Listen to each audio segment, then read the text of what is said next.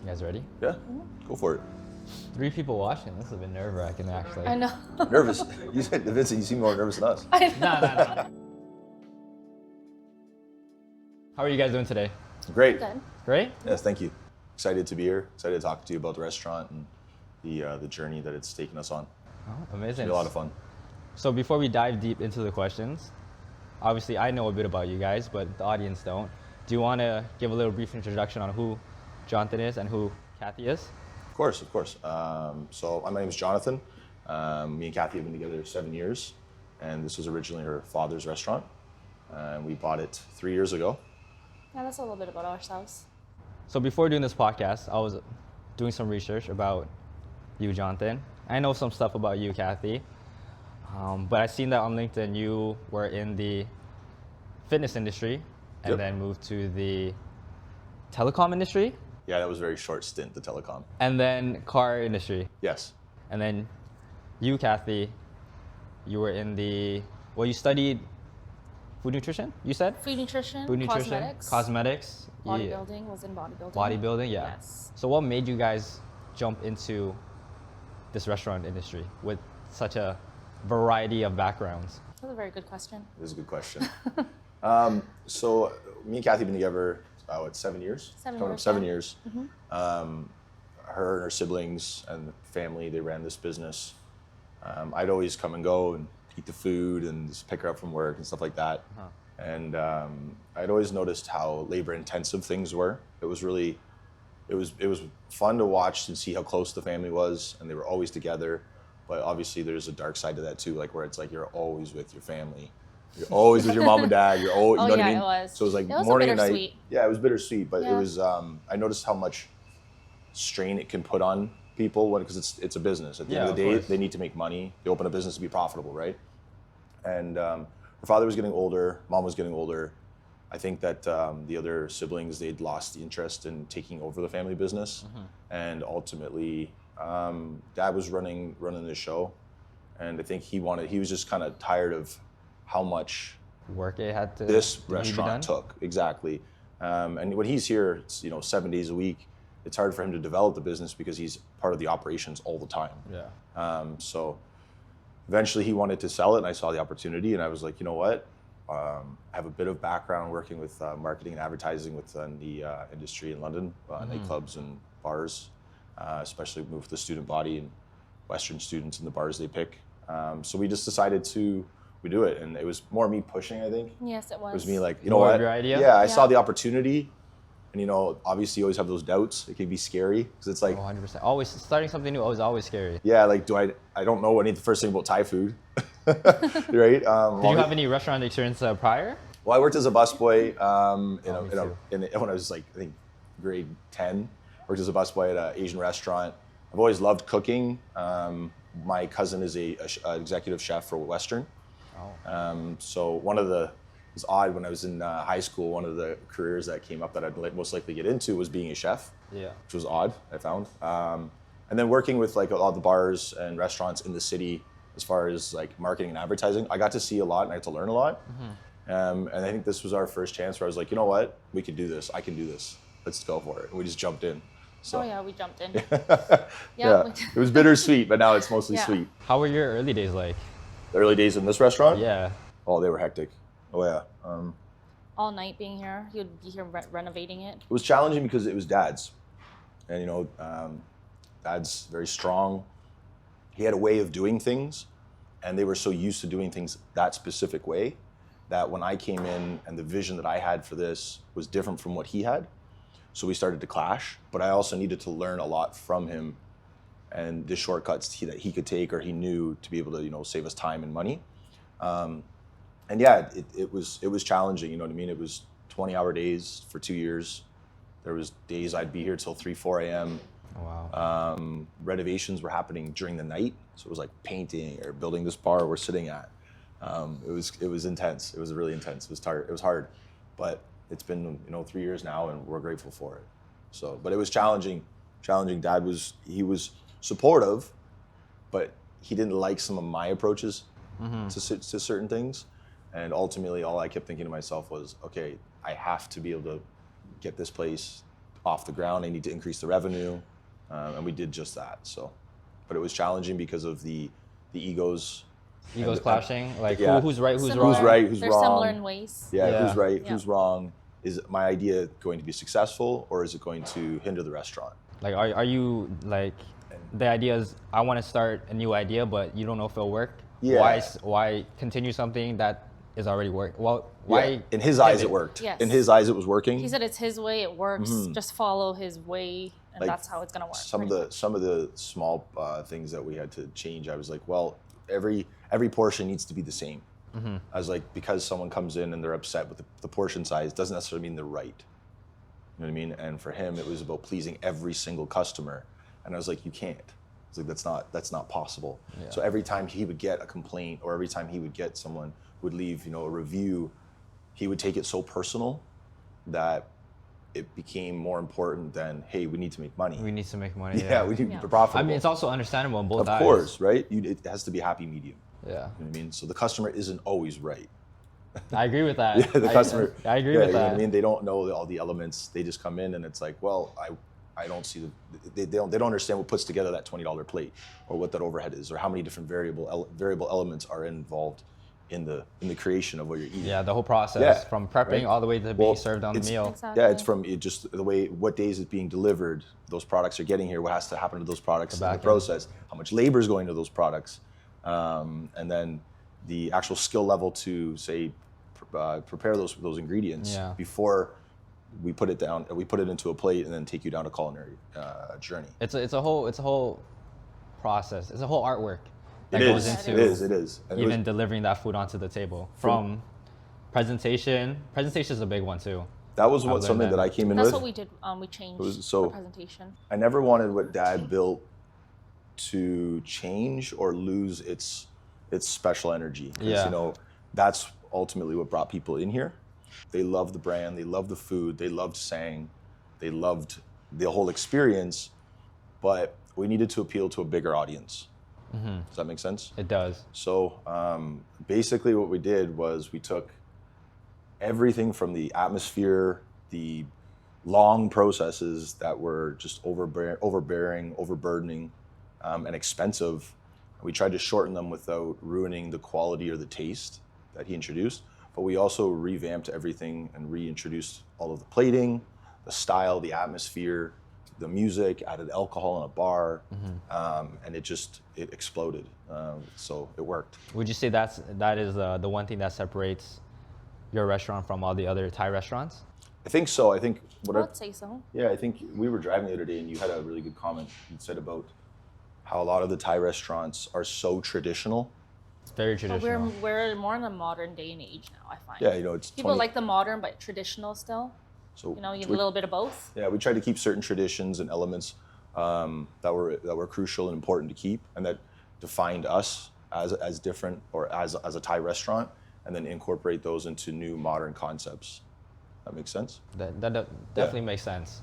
I feel, in my opinion, for example, like the very traditional leans more towards the older generation. Yeah. Like the mom and pop Right. shops. Yeah, the kind mom of and pop thing. Yeah. shops. And then bringing it modern, a lot more younger people. It's more broad. Like you said, it's more broad now. And it's People all want to come social in. media too. People want to look at a nice plate of food. They want to put it on social media and be like, I'm at this restaurant. It's all about that too, right? Presentation, where you are, the atmosphere. So that's a huge 100%. thing too. Why did you I would guys say. decide to make everything very dark and black? I thought it was clean. I thought it was clean. It's clean. Originally, this is only a 2,000 square foot unit.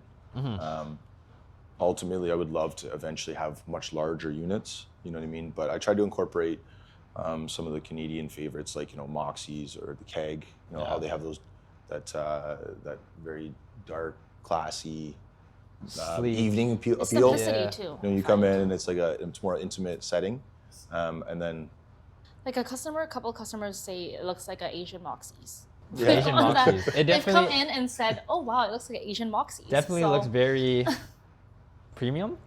yeah, Yeah, pretty good word. Premium? that's a good Yeah. word. Because when I first walked in, because once again I haven't been like 7 years since That's been a long time since you've been yeah here. since you guys only had that one section Mm-hmm. and everything was white. So the first thing, even when I was looking online, coming here, like whoa, everything's dark. Even when I walked in, whoa. Yeah, it's completely different from before.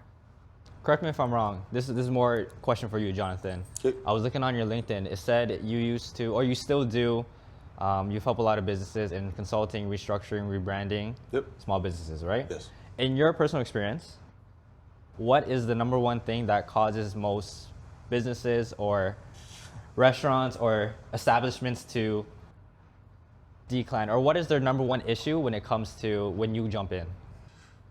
So what I've found, and I think anyone that's ever done consulting or worked with with an owner of a specific establishment, often the owners have a vision and they see only the one path that's going to get them there. And when you come in with a list of recommendations or suggestions or solutions, they often will take them in, they'll listen to them, but they won't implement them.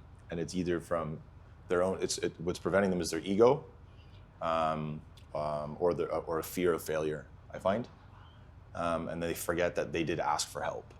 So I find that you can lead a horse to water, but you can't make them drink it. 100%. So that would probably be the biggest issue I find, is that it's the owners themselves who are so stuck in their ways and they're so used to doing something that they aren't ready for a drastic change.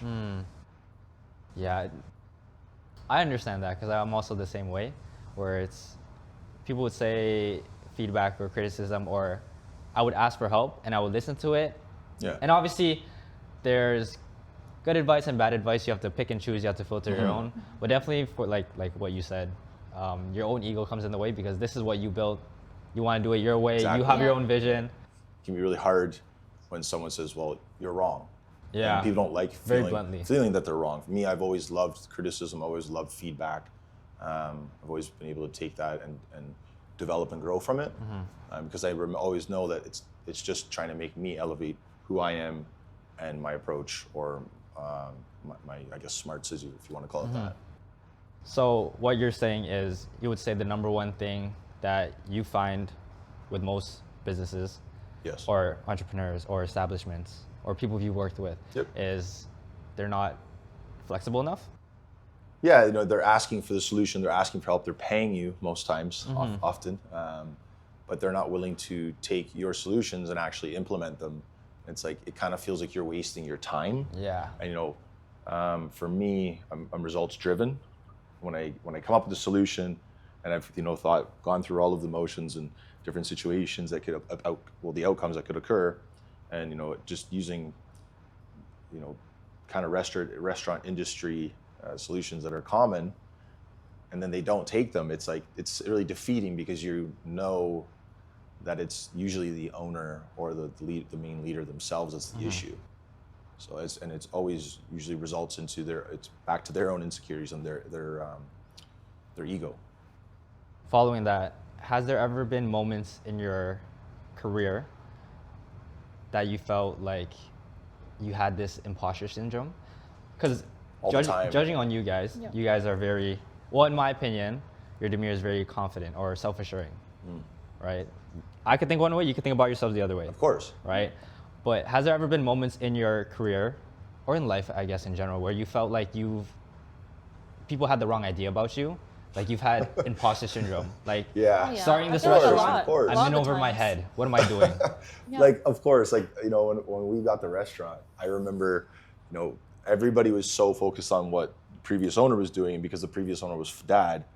And then me coming in and me and him not having the same route to a similar vision was, okay, who do I kind of agree with? And I remember one of the specific things that everybody said was, Jonathan has no idea what he's doing at this restaurant. He's gonna run this to the ground. Everyone said that. And we're sitting here today, and we've quadrupled the revenue. That's amazing. I mean, we're tracking every expense, every labor, every hour of labor. There's not a single thing of waste in here. It's night and day.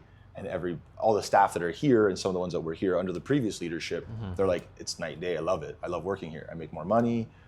It's structured. I know what I'm supposed to be doing, when I'm supposed to be doing it. It's a much better environment to work in, and ultimately we're more successful.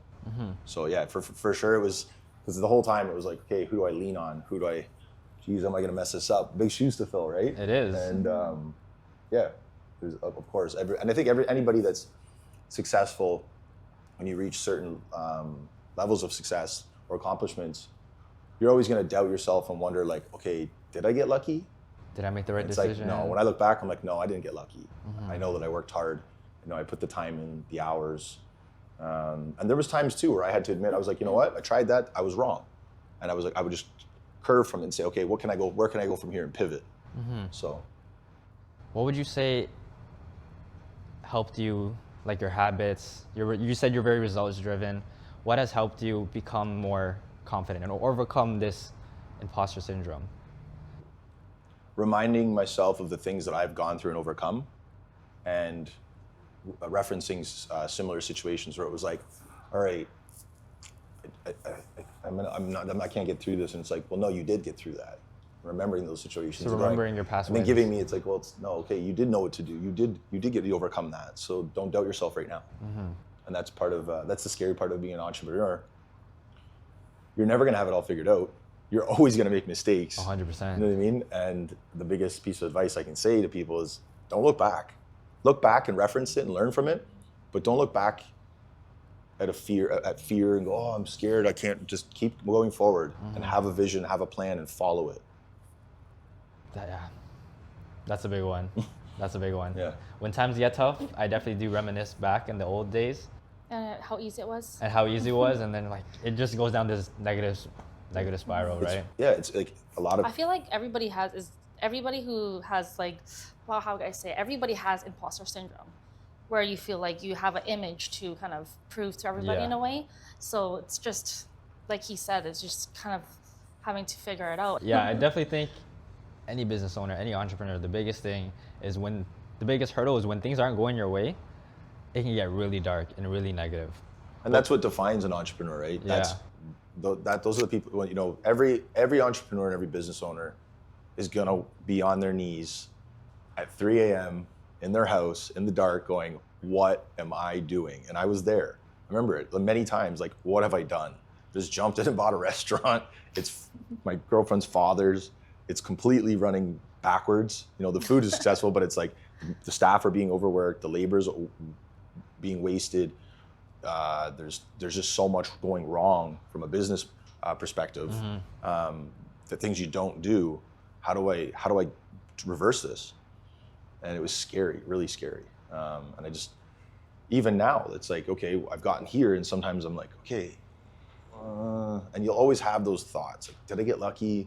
Like, oh, could I do this again? And now it's almost like I'm chasing a high for the next challenge. Yeah. Right? So that's kind of where we're at now. Like, I don't work here day to day in the operations anymore.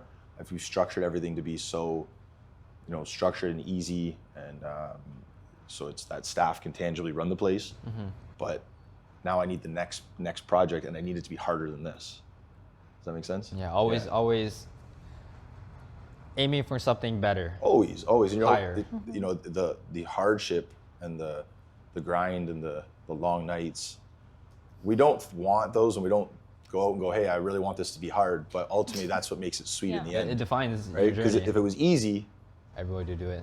everybody would, there was no value to it. Yeah. It has to be hard. So I'm gonna ask both of you guys this. Why did you guys want to become like an entrepreneur or a business owner? I never really thought I was going to buy a restaurant. I never thought so either. Like I said, I never thought I was going to. Originally, I worked in corporate for Good Life. I did that for several years, and I was really successful in it. And then I found out that I didn't really like certain values that the company was reflecting, or certain experiences that I had in the corporate setting. But it definitely gave me the leadership and the skills I needed to be successful where I am now. Even as a trainer, trainers are often running their business within a business. Yeah. I mean, I was kind of working the development side of gyms after getting out of the training side, and it worked with a couple different gyms in the development side. But leading me into a restaurant was something that I never could have guessed, ever. And now it's like, well, now I have the formula. Like, I'm never scared to do another one. It's just, okay, is the time, the monetary component there, and do I have the commitment? Because once you start it, you're there until it's off the ground. Yeah. And somebody that I always had looked up to, he'd passed away, was a friend of mine, his father, George. He told me, he goes, Jonathan, you don't own the business until you don't have to be there and it's still running. And I always remembered that. So my goal coming in was always, well, I'm not going to be here forever. I wanted to get it off the ground, so I don't need to be here because I want to get on to the next project. Yeah, I think that's the scariest thing for some entrepreneurs or business owners is they have this big dream, they have this big idea, but later down the line they realize they just bought themselves a job. Yes. Yeah, that happens. Yes. And that's terrifying. So what I can say is proudly as an owner, I'm not in the business anymore, and it runs. I couldn't ask for better staff. I mean, Yeah, Kathy really does. good staff. Kathy does a phenomenal I love job our of staff. leading the team. The other thing, I think that a lot of restaurant owners or even just entrepreneurs in general is trusting staff to do their job. You know what I mean? Like stepping back and saying, okay, I'm not going to check on it for a week or two, and letting them make mistakes. You know what I mean? Yeah, definitely. Because I used to supervise at a restaurant, which I'm not going to name. But I definitely understand the point where it's like, I'm not trying to nitpick at you for everything or everything you do, because you do have to grow, right? You do. I will put you in, for example, awkward situations where this is not your role. You might have to do it for 1 day or 1 hour, right? So let them grow. But definitely the point about you saying, the fact that you can be there and not nitpick them is what that realization where it's like, you know you have a good staff with you. You know you have a good team and you have that friendly environment, which I think We have a really good team. a lot of places don't focus too much about their staff and how they're doing, but they're more focused on their revenue. Like you said, corporate, more revenue, more numbers. Are we hitting X, Y, Z? Rather than, is my team good? Like how's the environment of my team? Yeah, and that's the thing is you always want to be developing your staff, right? Yeah. They're more than just people coming to work every day for you. They're young minds that we can mold and we can tap into their talents.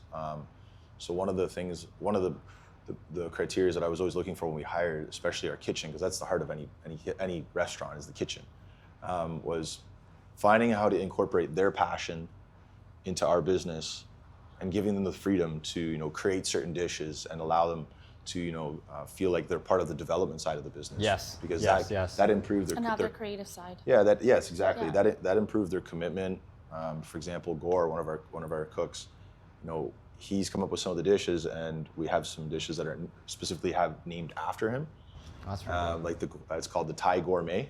Yeah, His I name's named Gore. it. Yeah. So for him, That was that's a good name. that means that's like his dish, and he's proud of that. So when he comes to work every day, like he feels like he's part of the business in a way that's a really more good than dish, just too. an hourly job. 100%. Yeah. You have to make them feel like they're part of. They want to work, Yeah. right? They also say that the number one person you spend the time with the most is your boss, because you go to work every single day. So if you don't like your boss, then you're gonna be miserable.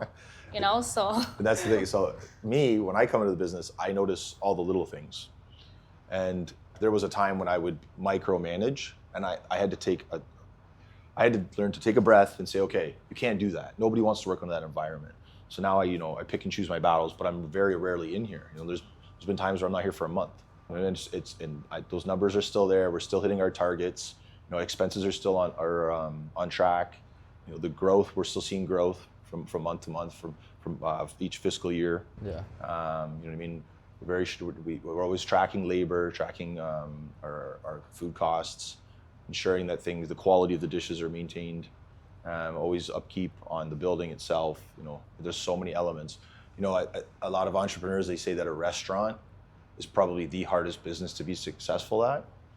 And I've heard, like, even some of the mentors that I listen to on YouTube and stuff, they said they would never buy a restaurant. For me, it's a good success to say, okay, I did it, and it runs without me, and I'm hitting targets and growth that I never believed. I guess thought I would attain so quickly. So now I'm definitely interested in getting into more restaurants or other businesses as well. This is your only restaurant? This is our only restaurant, yeah. We're thinking of expanding, Of course. Eventually, like franchising, yes. opening more. We've looked more at restaurants. We've looked at 6 different locations, and I think this time now when I go into it, it would be much smoother process because I know what not to do. Oh, 100%. The first one's always the Yeah, the brainstorming. Yeah. So I think it's expanding on the brand, developing the brand. But every month, we're creating new content. We're looking at making new dishes. we're looking at ways to evolve the business and grow it. You know what I mean, not just from a profitable perspective or a profits focus, but from a perspective like, what are we selling? Can we add new dishes? Can we build the brand? Can we get a new sector, a new niche market? You know, Yeah. what else can we do with it, right? All right, we're gonna get personal here. In a very brief summary, how would you guys describe your childhood growing up? You go first. Ooh. If I had to describe my childhood growing up, dysfunctional. Unfortunately, very traumatic. But I'm thankful for it because it's given me the strength and resilience to get through other things that I might not have had the internal strength to get through as a man. So, yeah. And what about you, Lee? I feel like I had a really good childhood. It's the Asian culture where you don't really have that, like, parents and the connection with their kids. It was very like, we feed you, we bring you to school, we provide with everything, but it wasn't like that emotional aspect. Yeah. So that's the only problem. But other than that, like, I had a really good childhood, I would say. All right. Looking back at your childhood and where you are now, today, at this current moment, would you ever have dreamed or see yourself in this position where you are today? I don't think anybody who knew me as a child would have thought I'd get to where I'm at. Yeah, so, you know, that's just a contestment of how I guess that supports the hard work that I've put in to get to where we're at. But, you know, I'm thankful I have a great partner, and she's very supportive. So, you know, it's nobody believes I would have come this far. What were your dreams growing up? As a kid, I know they always ask this. Teachers always say, "Oh, what do you want to be?" I wanted Genuine I had question. a lot of things I wanted to be. I wanted to be a criminal defense lawyer. Interesting. Yeah. And what about you? I want to be a lot of things: a singer, teacher, It's never too late. a veterinarian, many things. Veterinarian. Interior designer, makeup artist. Did the makeup artist part, but Yeah, I remember that. a lot of things. That was a long time Hairstylist. ago. I was in school for hairstyling for a bit too, so a lot of things. You had a lash business. No? Yes. Yeah, lash business. Yeah. Yeah, you're doing a lot right now. You're modeling. Yeah. You're modeling. You still have your lashes lash still. Just the business. lashes on the We flip side. properties too. We get into like Yeah. renovating properties and then flipping them. We have a restaurant. I do some consulting. With one of the homeless shelters in their kitchen. I restructured all their kitchen, their habits and processes, which was a lot of fun. Yeah, we have a bunch of things on the go. Yeah. Just go. Go. Life is just It's always fun. unpredictable, Yeah. eh? Well, It's you fun never though, really because know, it's just right? having one thing it gets boring. I know, 100% Like doing it a lot does. of things all the time. You've got to try Keep lots me of busy. things. They say you're going to change careers many, many times in your life. And you don't be scared. I remember how scared I was once I was like, the direction of my career was changing. And I was like, okay, what am I doing now? And it's like, that's the beauty of it. It's the journey. Graduating high school and like post-secondary, I think there's always this fear or dilemma I think a lot of people had where it's, okay, I'm graduating for this thing. I'm going to go find a job in my field and then work for the next 30, 40, whatever, right, I retire. Yeah. But it's not like that anymore. It's not, It's definitely not like not. that. It's not like that. And we put so much pressure on ourselves to be at a certain spot at a certain age. You know what I mean? And it's damaging. Yeah. You know what I mean? Enjoy where you are and always try to think positive. It's so much easier to think, oh, I'm not where I'm supposed to be. It's like, no, maybe you are. You never really know what doors are going to open or what opportunities are going to come down your way. It's tough because at least for me, I'm always comparing myself to other people. You see Of people on course. social Social media. media, Especially right? around your Yeah. age group, you're like, I should be doing A lot that. Around I my should be age doing group or people that. even younger, Exactly. Yeah. owning all Yeah. these things, having The all times this. have changed. I It's find- not like that anymore, I find right? I find social media can be damaging because of you're always comparing your life to what someone else's life is like.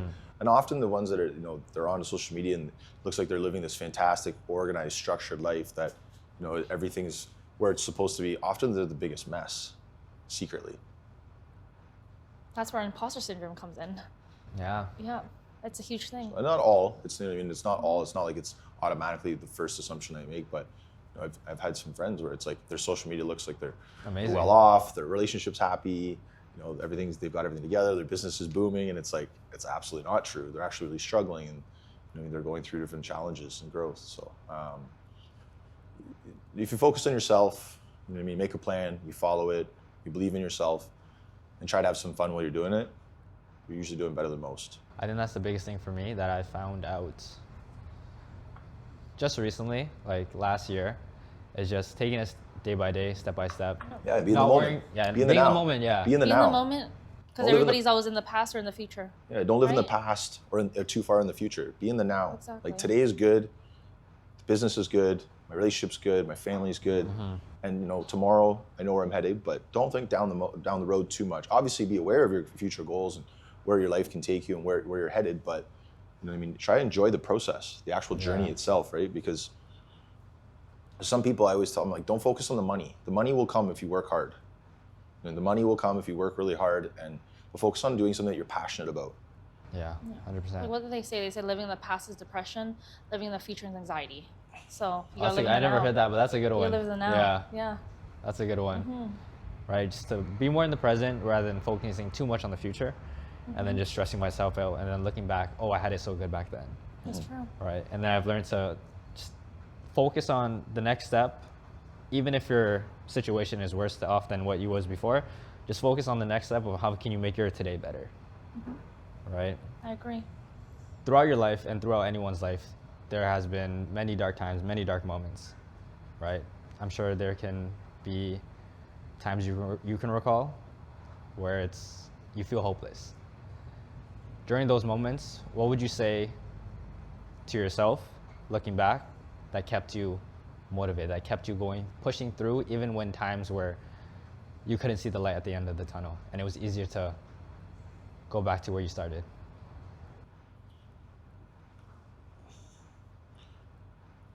Well, the first one is believing something more than just yourself, like, you know, having faith in God, not a specific religion of any kind, but you know, the fact that things will always get better, but it's up to you to make them better as well, right? You know, taking the emotion out of things.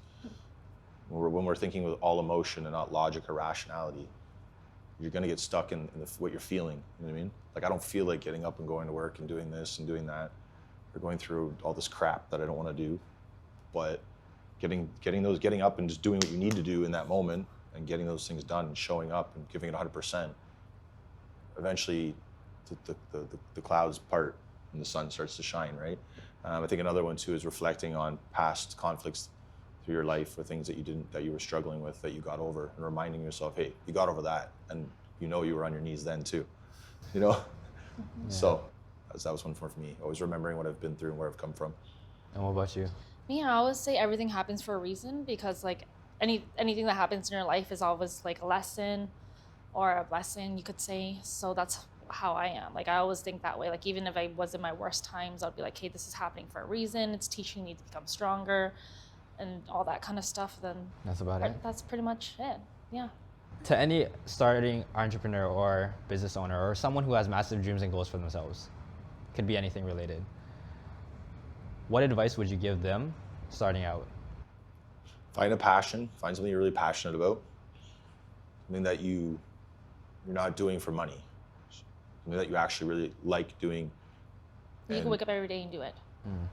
And focus on something that a topic or a focus of business, or maybe an action or something. Like, maybe if you like cooking and you're passionate about cooking, then you probably are going to do really well as a chef. If you like debating and arguments and going back and forth, you might be a good lawyer. Find something, and then, as I said, find the passion first, focus on that, try to have fun with it, set small goals, attainable goals.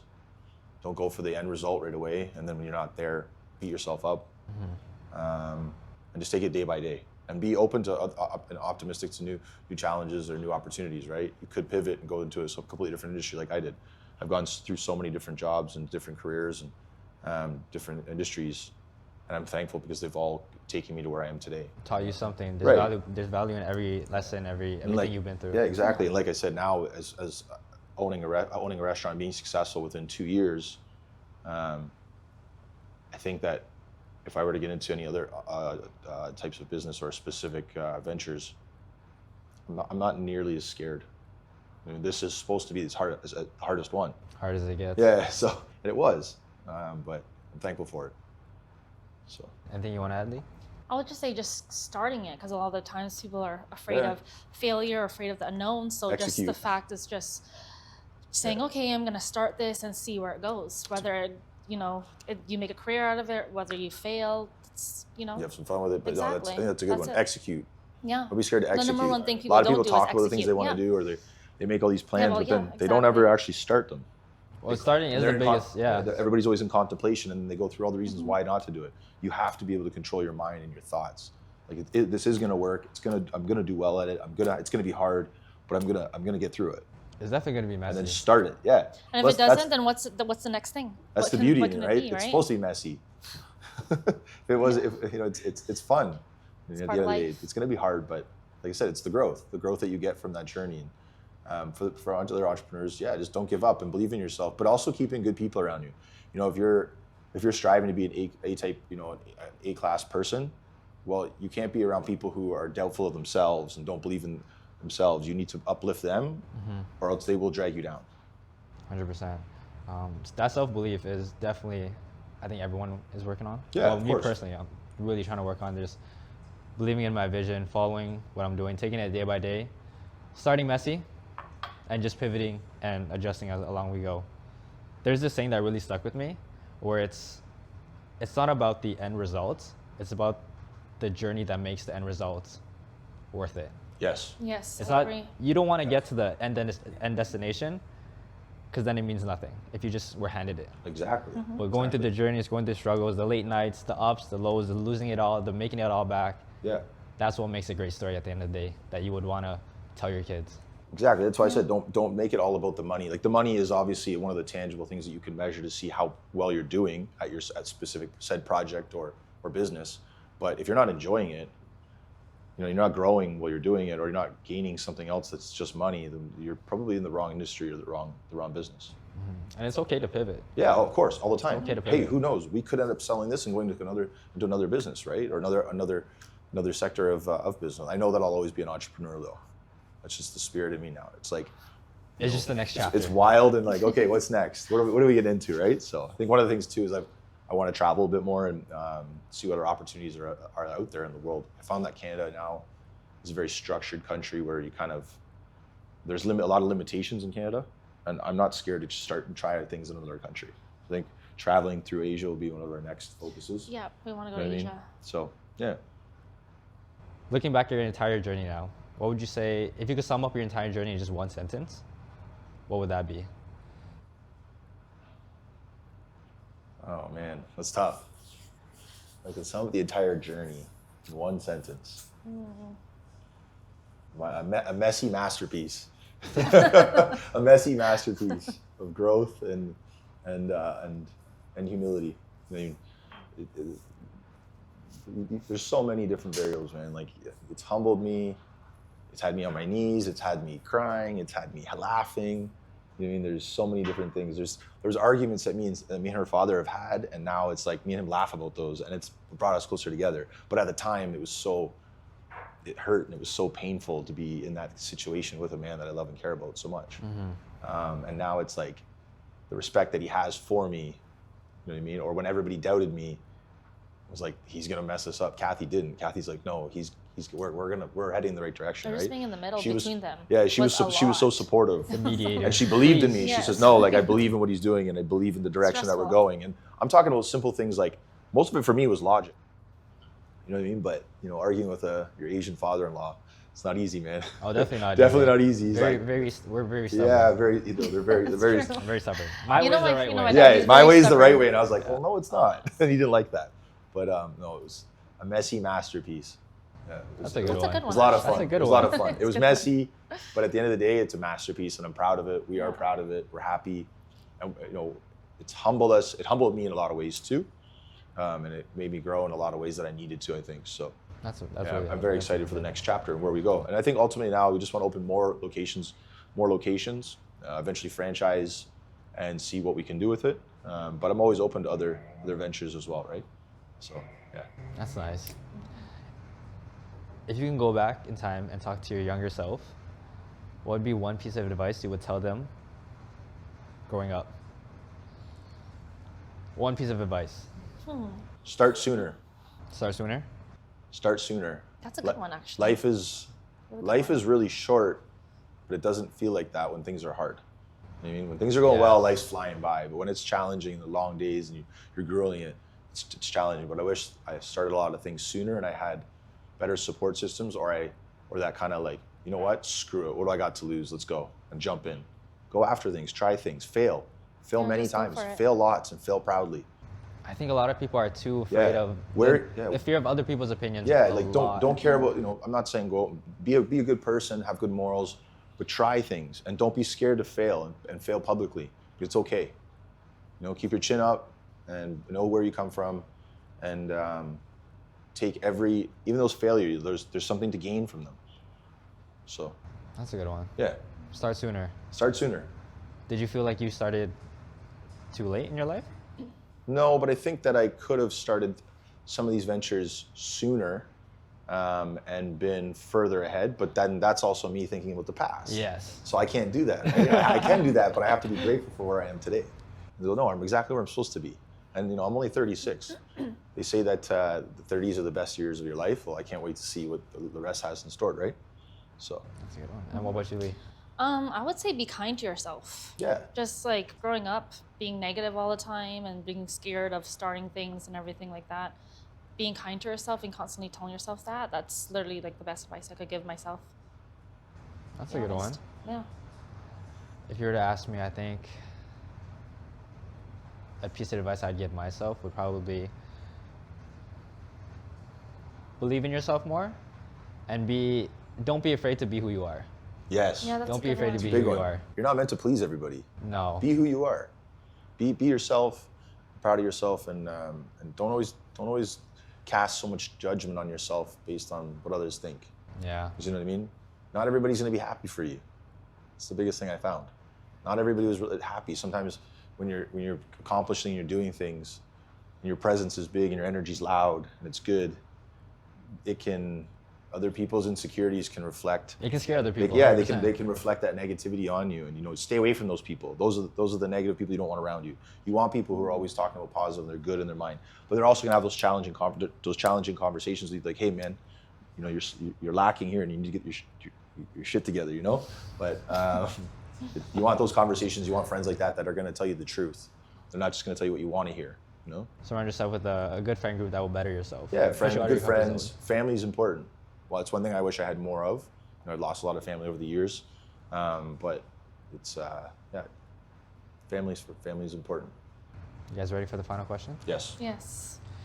What is your definition of success? Oh. That's a hard one for me. I don't know. Tough. What's your definition of success? I think success. Because everyone sees success in a different way. Success, 100%. we can always relate success to money, but that's too shallow. Do you wake up and are you proud of what you're doing? Yes. Do you find enjoyment in what you're doing, and are you making the world a better place? And you're happy with your life. But are you comfortable? Owning a home doesn't necessarily mean you're successful. Driving a nice car or having a fancy watch doesn't mean you're successful. That's just monetary. But are you able to provide for people and help people and develop and opportunities to other individuals? We're able to hire other individuals, offer them a job, develop them. For me, that's success. It's being able to have opportunities where I can offer those opportunities to other younger individuals, and then obviously take them on. And who knows? Maybe there's some guys in my kitchen that'll eventually open a restaurant with us. Help yourself and help others. Yeah, help others and help others. Right? Are you making the world a better place? That's I a would good say one. like being proud of yourself is success too. Yeah, Number you one thing. definitely want to be proud of what you're doing, and I think you're never too important to be kind. That was a big one for me. You're never too important to be kind. That's the first I've heard Yeah, that. you're never too important to be kind and stop and just see what another person has to say or has to offer. That's good. So, but no, success can be defined by many things. But a lot of individuals will relate it to money, and you need financial stability, but you also want to love what you're doing and be proud of what you're doing, and be able to have that venture offer opportunities to other individuals that you want to help. 100%. And it's always changing. Right. That's your success for Yes. this stage of life. Who knows? It might be different. Yeah. 10 years down the line, 5 years down the line. Success changes a lot. So it's a very open question. Yeah. Yes, it is. It's very yeah. Other than that, that's all from me. Okay. Is there any final thoughts, comments, questions, concerns No, that that's I want all. to address? No. Thank you for having us. coming in and having us. We appreciate it, and we look forward to speaking again. Other than that, that's about it.